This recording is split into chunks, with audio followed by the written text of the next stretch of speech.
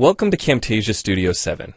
If you're new to Camtasia Studio and you want to get started quickly, you're in the right place. We encourage you to watch this 5-minute video to learn the basics of using the editor, including how to navigate the timeline, make some basic edits, and add special effects. The preview window is where you see the video during playback. The playback controls are located under the preview window. In fact, the video you're watching in the preview window is a sample project playing directly from the timeline you see below. After you watch this video, we hope you take some time to practice what you've learned using the content on the timeline. So let's start with the timeline. This is where you assemble and edit your videos. At the top of the timeline, tick marks represent time in terms of minutes and seconds.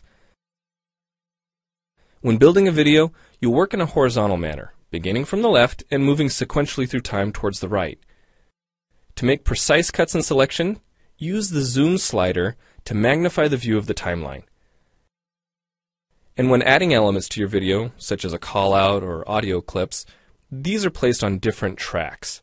Tracks are created automatically, when you need them, when elements are added to the timeline.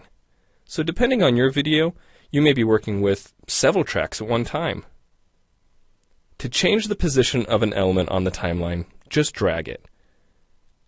To change the length of an element, drag the edges in either direction. An important part of the timeline is the playhead.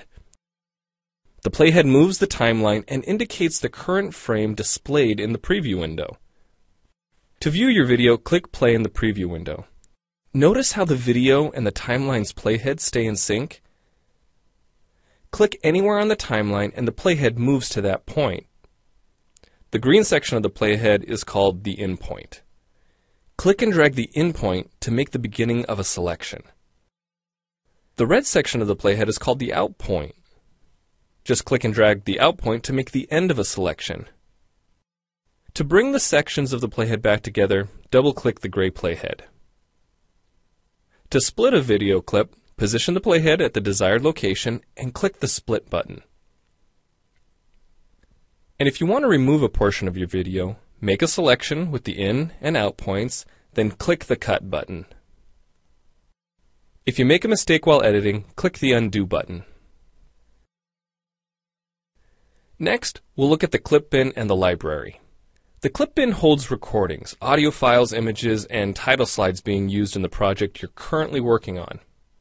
Then there's the library. It stores video clips, intros, callouts, title slides, and other elements that you want to use from project to project. The library is also pre-populated with professional animations, music, sound effects, and other content you can use in your video for free.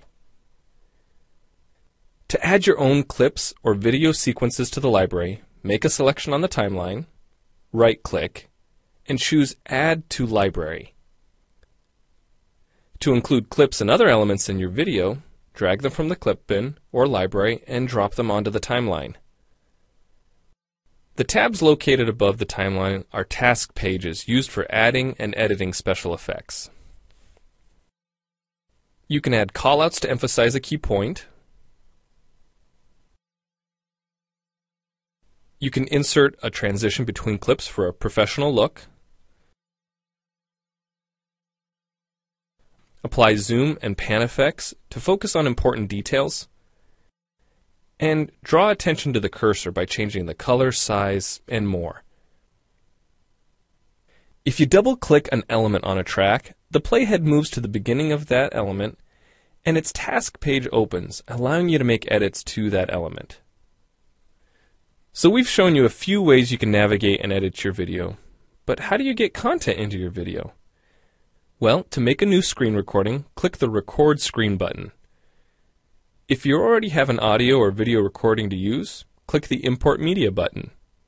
When you've made edits and added effects to your video and you're ready to share it, you need to produce the project to create a shareable video. Click the Produce and Share button, step through the wizard, and Camtasia Studio creates a viewer-friendly, shareable MP4 file ready to upload to screencast.com, your blog, or a website.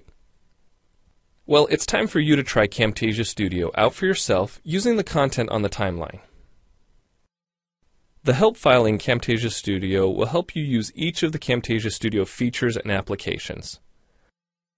The Learning Center on TechSmith.com has in-depth video tutorials and other sample projects to download and practice with. So we hope you enjoy Camtasia Studio. And happy screencasting!